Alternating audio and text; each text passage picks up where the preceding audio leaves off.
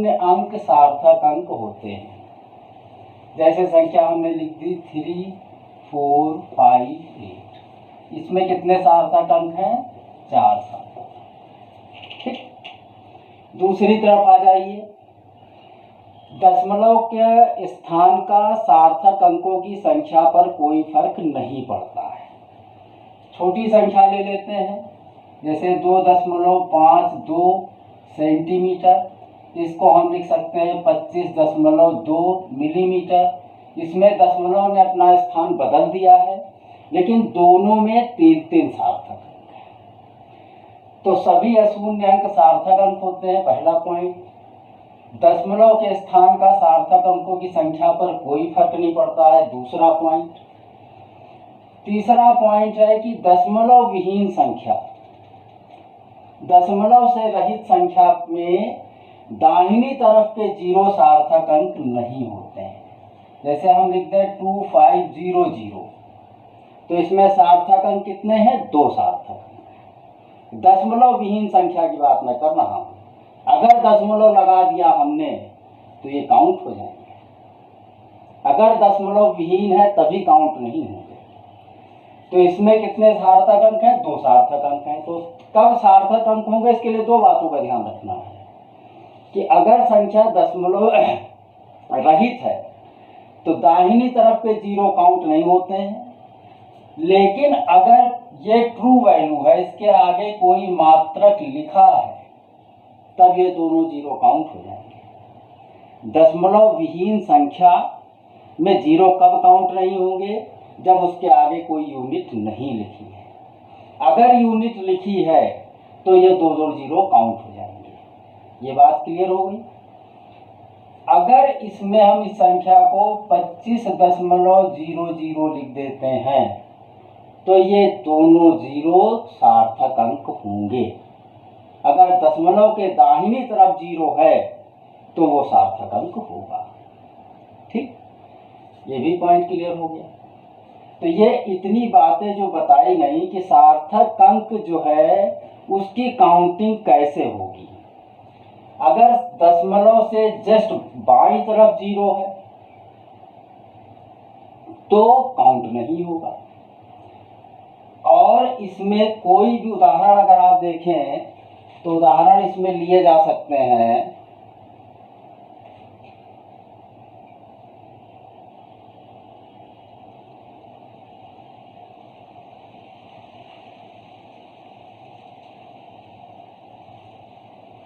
ठीक है, यही तो, इस तरह देख लीजिए, इतनी बातें समझ गए। अगर कोई संख्या हम ये लिख दें 25600.00, कितने सार्थक अंक होंगे? दशमलव के बाईं तरफ का 0, उससे पहले अगर अशून्य अंक है तो वो सार्थक अंक होंगे। यानी दशमलव के बाईं तरफ के 0 सार्थक अंक होंगे। कब होंगे? जब उससे पहले कोई अशून्य अंक है। लेकिन अगर कोई अशून्य अंक नहीं है, शून्य ही है, जैसे 0.001, तो दशमलव से ठीक पहले भी 0 है और दशमलव के ठीक बाद भी 0 है, तो ये 0 काउंट नहीं होंगे। इसमें एक सार्थक अंक होगा। इतनी बात समझ गए सार्थक अंक से रिलेटेड?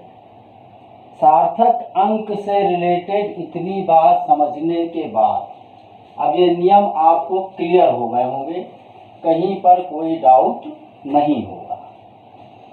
अब जैसे कोई संख्या लिखी जाती है, सार्थक से कैलकुलेशन करते हैं तो कैलकुलेशन में बड़ी संख्या आ जाती है। जैसे ये आ गई संख्या। अब इसको हम दशमलव के 2 अंक तक लिखना चाहते हैं, तो दशमलव के 2 अंक तक लिखने में देखिए अंतिम अंक क्या है, देख लेते हैं। या कोई छोटा अंक ले लीजिए पहले समझने के लिए। जैसे मान लीजिए ये संख्या लिखी है, ये लिखी है, इसको हम दशमलव के 2 अंक तक लिखना चाहते हैं, तो ये अंतिम अंक को हम हटाना चाहते हैं। इसी अंतिम अंक को हटाने को लेकर के जो नियम है उसको आप आसानी से समझ लीजिए। पहला नियम क्या है कि यदि अंतिम अंक 5 से छोटा है तो उसको हटा देते हैं, उससे पहले के अंक में कुछ नहीं जोड़ते हैं। तो ये क्या हो जाएगा, ये हो जाएगा 2.84। क्यों? क्योंकि अंतिम अंक 2 है।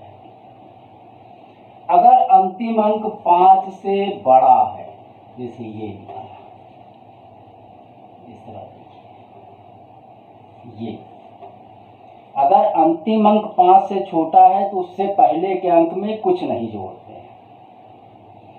अगर अंतिम अंक 5 से बड़ा है तो उससे पहले के अंक में 1 जोड़ देते हैं, सीधा नियम है। अगर अंतिम अंक 5 से छोटा है तो उससे पहले के अंक में कुछ नहीं जोड़ते, उसको वैसे ही हटा देते हैं। अगर अंतिम अंक 5 से बड़ा है तो उससे पहले के अंक में 1 जोड़ देते हैं। स्ट्रेट फॉरवर्ड नियम है, कहीं पे कोई परेशानी की बात नहीं है। आ जाइए इसमें, अगर अंतिम अंक 5 है, जैसे लिखा है 2.84500, बंद करो। अंतिम अंक क्या है? 5 है, 5 के जस्ट बाद 0 लगे हैं।